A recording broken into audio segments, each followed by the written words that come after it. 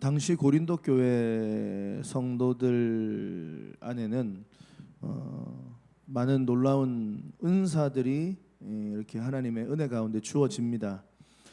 그런데 이제 은사들 중에서 좀 거의 최고의 은사가 뭐냐? 방언이라고 생각했습니다. 방언. 뭐 여러 많은 은사들이 있지만 우리 어저께도 뭐 사랑에 관해서 우리가 배웠지만 고린도 교회 성도들은 특별히 이제 방언을 하는 것에 대해서 아주 자부심을 느끼고 이 방언이 최고의 은사다. 그래서 자연스럽게 이제 교회 안에서 이제 방언을 은사를 가진 자들이 이제 방언의 은사를 받지 못한 성도들을 이렇게 영적으로 낮은 존재의 성도다 이렇게 지금 보는 어떤 그런 분위기가 있었습니다. 그리고 교회 안에서 이제 방언을 할 수 있는 성도들은 되게 교만했어요. 나 방언할 줄 알아. 나 되게 영적이야. 내가 영적으로 내가 아주 높은 존재야. 그런 좀 묘한 분위기가 있었습니다. 그리고 이제 방언을 또 못하는 사람들은, 은사를 못 받은 사람들은 방언을 또 하는 사람들을 보면서 아주 시기를 많이 했습니다. 지네들이 잘난 척 하는 거 봐라. 저 왜 저렇게 교회에서 저렇게 막 교만하노 하면서 그 방언 받은 사람들을 시기하고 또 하나님을 원망하는 거예요. 왜 우리한테는 이렇게 방언의 은사를 안 주시지? 왜 나한테 안 주셨지? 그러니까 참 묘한 일이 벌어지죠. 이 방언이라는 은사 때문에 교회가 하나님 어떻게 보면 이 은사라는 게 참 아름다운 건데 이제 오히려 이 은사 때문에 교회 덕이 세워지고 공동체 유익이 되어져야 되는데 이 방언 때문에 오히려 교회가 분열이 되고 있는 좀 희한한 문화가 분위기가 형성이 되고 있는 겁니다. 특별히 이제 뭐 예를 든다면 오늘 본문에 보면은 이 방언하는 자들이 예배를 드리는데 이제 대표 기도를 하는데 모든 성도가 다 보고 있는 듣고 있는데 방언으로 대표 기도를 한단 말이에요.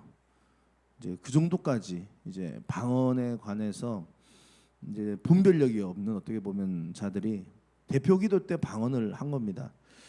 그러니까 얼마나 교회가 혼란스럽겠어요. 무슨 말인지도 못 알아먹겠고. 그러니까 또 불신자들은 어떻게 하다가 교회 왔는데 교회에서 기도 소리를 들리는데 이게 무슨 소리인지 모르겠는 거예요. 그러니까 예수를 안 믿는 불신자들은 야, 저 정신 나간 집단들이네. 막 이런 식으로 교회를 향해 손가락질하고 욕을 하고 뭐 이런 식으로 비판을 한다 이 말입니다. 그러니까 이러한 상황에 대해서 이제 다 사도 바울이 이제 알게 된 겁니다. 그래서 방언 좋다. 그래, 방언 얼마나 좋은 은사냐. 그런데 이 방언은 교회의 덕을 세우는 부분에 있어서는 아니다. 너희들 개인적으로 하나님 앞에 기도하고 개인적으로 이걸 사용하는데 너무 아름다운 은사지만 교회 전체의 덕을 세우는데 방언은 아니다. 틀렸다. 방언하지 마라. 그렇게 말을 하는 겁니다. 혼자 있을 때 써라. 혼자 기도할 때 써라. 그리고 정 대표 기도 시간 때 방언으로 기도를 하게 된다면 옆에 통변의 은사를 가진 통역의 은사를 가진 사람을 두고 그렇게 기도를 해라. 이제 그렇게 사도 바울이 이제 교통 정리를 해주는 좀 그런 말씀이 오늘 말씀입니다. 그래서 이제 무엇보다도 이 은사가 교회의 덕을 세우는 포인트를 좀 둬야 된다. 공동체끼리 있을 때는. 그래서 1절에 보면 특별히 예언의 은사를 사모해라 이런 말씀을 합니다. 예언. 특별히 너희들이 예언을 하려고 해라. 왜냐? 이 방언보다는 예언의 은사가 훨씬 더 교회의 덕을 세우고 공동체를 세우는 데 있어서는 더 아름다운 은사다. 그렇게 이야기합니다. 그래서 예언이 그럼 뭐냐? 예언은 우리가 마치 예언한다 그러면 우리가 느끼기에는 오늘날 우리가 느끼기에는 마치 장래일을 어떤 쪽집게처럼 맞춰가지고 막 딱 그렇게 말하는 그런 경향이 우리의 머릿속에 있죠. 예언의 은사. 물론 뭐 틀린 건 아닙니다. 뭐 구약의 예언자들 보면 장래일을 말했죠. 신약의 또 많은 예언자들도 장래일을 이야기합니다. 그런데 이제 그 예언의 제일 중요한 포인트가 뭐냐면 이 예언은 하나님의 말씀을 맡아서 전해준다, 이런 게 제일 강합니다. 하나님의 말씀을 맡아서 전해준다. 이게 예언의 핵심 역할입니다. 예자가 맡을 예자거든요. 맡을 예. 우리 은행에서 예금할 때, 돈을 맡긴다 할 때 예금, 맡을 예. 그러니까 예언이란 말은 하나님의 말씀을 맡아서 전해준다. 이제 이런 개념이 예언의 큰 예언의 핵심 내용입니다. 그래서 그런 측면에서 봤을 때 목회자도 지난 주일날에 예언의 은사를 통해서 하나님의 말씀을 전했죠. 제가 뭘 예언했습니까? 사람을 기쁘시게 하랴, 하나님을 기쁘시게 하랴 얘기했잖아요. 그리고 사람을 기쁘게 하는 삶을 살면 결국은 멸망이다. 그런데 하나님을 기쁘시게 하는 삶을 살면 결국은 생명이다. 그것도 예언이죠, 예언. 큰 의미에서.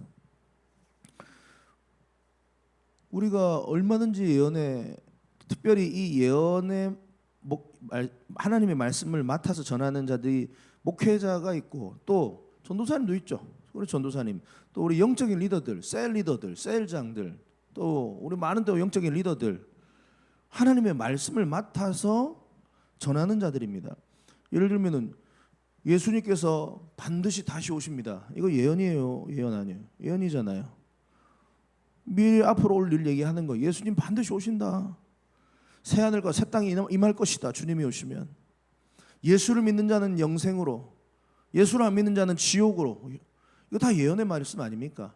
그러니까 이 성경의 말씀을 중심으로 하나님의 말씀을 맡아서 전해서 그 사람을 세워나가는.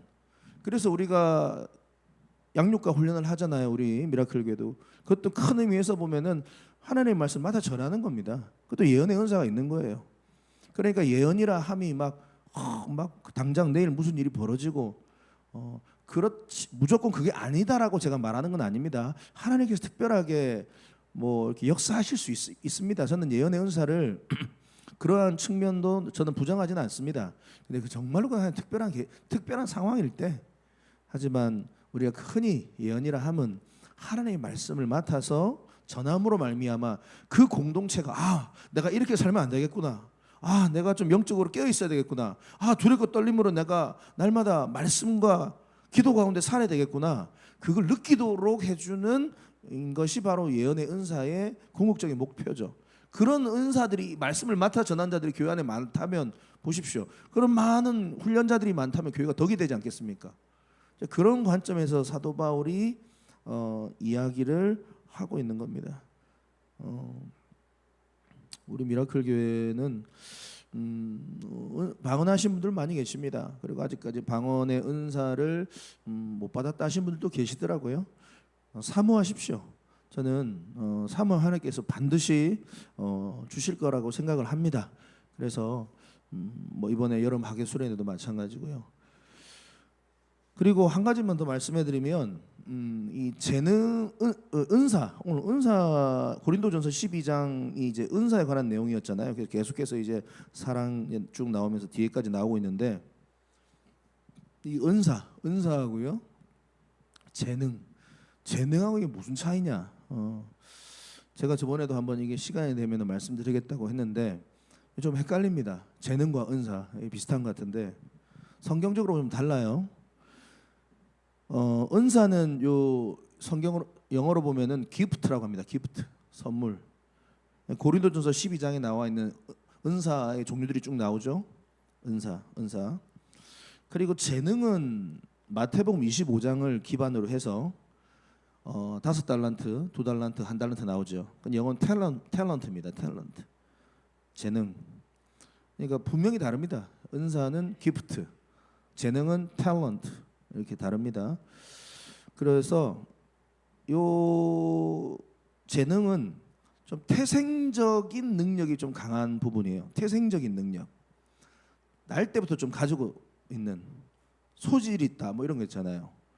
예를 든다면 뭐 우리 잘 아는 뭐 노래, 춤, 운동, 뭐 그림, 말하기, 계산하기, 요리하기. 그러니까 이거는 이제 선천적인 부분이 강력해요. 이 탤런트는, 재능은. 그래서 딱 보면 저 사람 저거 잘하네. 저거 잘하네. 딱 그런 거 있잖아요. 여러분들 그러니까 이 탤런트는 없는 사람이 없습니다. 전부 다 하나님께서 주세요. 물론 이 차이가 좀 있지. 5달란트 준 사람도 있고 1달란트 준 사람도 있고 각자의 상황에 맞게끔 하면 주시지만 다 없는 사람 없습니다. 다 줍니다. 탤런트가 있어요. 그런데 이 기프트, 은사는 조금 후천적인 부분에 좀 가깝습니다. 이거 좀 영적인 능력하고 좀 가깝습니다. 영적인 능력. 이거는 좀 섬김의 능력이, 공동체를 섬긴다. 누군가를 섬기는 기능이 조금 강합니다. 그러니까 이 탤런트는 좀 개인적이라면 은사는 누군가를 섬기는 포인트에 하나님께서 우선적으로 좀 주셨다. 좀 그런 개념이 강합니다. 그래서 고린도전서 12장에 보면 뭐 가르치는 은사, 섬김의 은사 뭐 이런 말들이 나오죠. 권면의 은사, 구제의 은사, 긍휼의 은사, 믿음의 은사, 뭐 지혜의 은사, 분별의 은사 이런 것들을 쭉 고린도전서 12장을 보면은 재능하고 좀 조금 달라요, 느낌이. 그래서 이 은사는 결국은 성령님이 후천적으로 나에게 주셔가지고 이것을 통해서 누군가를 섬기고 세우는 거에 목적이에요. 그러니까 이 재능은 이제 내 거예요. 그냥 이거는 내가 잘하는 거예요. 예, 이걸로 거의 직업이 이쪽으로 많이 연결이 되죠, 사실은. 근데 이 은사는 결국은 다른 사람을 세우면서 뭔가 열매가 맺어져야 되는 거예요. 열매가. 물론 이제 두부 자르듯이 은사와 재능을 이렇게 나누기 힘듭니다. 이게 신학적으로. 재능이 만약에 내가 말을 잘하는 게 재능이야. 그런데 이게 어떻게 보면 하나님께서 나는 이걸 쓰셔가지고 말 잘하는 자가 잘 가르치는 자가 결국은 어떤 목회자도 되고 또 어떻게 하나님의 다른 사람들을 섬기는 그 공동체를 세워나가는 그 일로 이렇게 확대가 될 수도 있습니다. 그러니까 제가 말하는 꼭 너무 이렇게 자를 수는 없습니다. 근데 예를 들면 이런 거죠. 노래를 잘하는 사람이 있다 칩시다. 누가 들어도 저 사람 참 노래 잘하네. 너무 기가 막히게 한다. 그냥 그렇게 말합니다. 근데요, 그렇게만 느끼는 거예요. 야, 노래 잘하네. 끝. 그게 끝이에요. 재능 쪽에 가까운 겁니다. 근데 어떤 사람은 그만큼은 노래를 못 해요. 그냥 저냥. 그런데 이 사람이 나와서 뭐 찬양 인도를 한다. 이 사람이 나와서 특성을 한다. 이 사람이 나와서 무슨 노래를 했어요? 찬양을 했어요? 그럼 막 온 성도들이 갑자기 가슴이 막 뜨거워지고 막 은혜가 되고 눈물이 나고. 그럼 뭐 노래를 그렇게 잘하는 것도 아니야. 그런데 보면은 막 성도들 막 흔들어 깨워. 그래가지고 막 공동체 안에 뭔가 이렇게 회복을 시켜요. 이게 무슨 말씀인가 이해가 되시죠? 은사적인 측면이 강한 거예요. 은사적인 측면인가. 노래를 그렇게 잘하지 못하는데 말을 잘한 사람도 예를 든다면 말 잘해 저 사람. 야, 기가 막혀. 어떻게 저렇게 말 잘하냐? 그런데 그런 사람은 근데 별로 감동을 못 줘 사람들한테. 은혜를 못 끼쳐. 그냥 그가 밥벌이는 잘해. 근데 그 상대방에게 어떤 영적으로 뭔가 영향을 주지는 못해요. 근데 어떤 사람은 조금 그렇게 탁월하게 잘 가르치는 것 같지 않아요. 근데 말씀을 차근차근 가르치면서 1:1 양육하고 또 훈련하고 제자 훈련하고 이러는데 이상하게 상대방이 자꾸 변화가 돼요. 그렇게 잘하는 것 같지 않은데 저 사람이 항상 이렇게 제자 훈련하고 있으면 울고 있어요. 뭔가가 그 사람이 자꾸 변화가 일어나요. 열매가 맺어져요. 제가 말하는 게 이제 그런 은사 측면입니다. 이렇게 이해가 되시죠? 그래서 여러분들의 재능과 은사를 좀 어떻게 나눌 것인가. 이런 재능은 이제 태생적으로 내가 이제 가지고 태어나고 좀 소질적으로, 그래서 내가 이걸 가지고 뭔가 좀 직장과 내 밥벌이 쪽으로 조금은 이렇게 갈 수도 있고, 물론 이렇게 연결이 됩니다. 다 연결이 될 수도 있습니다만은, 그런데 이제 이 은사를 여러분들이 꼭 기억하십시오. 이게 후천적이고 좀 영적인 부분이 있고 섬김과 열매 측면이 강하다. 이제 그런 부분에서 이 은사, 귀한 은사들을 많이 사모하라. 하나님 앞에 받아라. 그래서 이 은사를 통하여 교회 덕을 세워라. 교회 공동체를 세워라. 구제, 긍휼, 권면, 지혜, 분별, 이 모든 것들이 다 누군가를 살리는 그런 일 속에서 우리가 바라볼 수 있다 이 말입니다. 사랑하는 성도 여러분, 우리 미라클 교회는 정말로 언제나 지혜롭게 주의 몸된 교회의 덕을 세우는데 아름답게 맡겨진 은사를 잘 사용하시고, 여러분 재능은 또 잘 발전시켜 가지고 주님의 나라를 위해서 멋지게 쓰임 받는 우리 모든 미라클 교회 성도님 되시기를 바랍니다.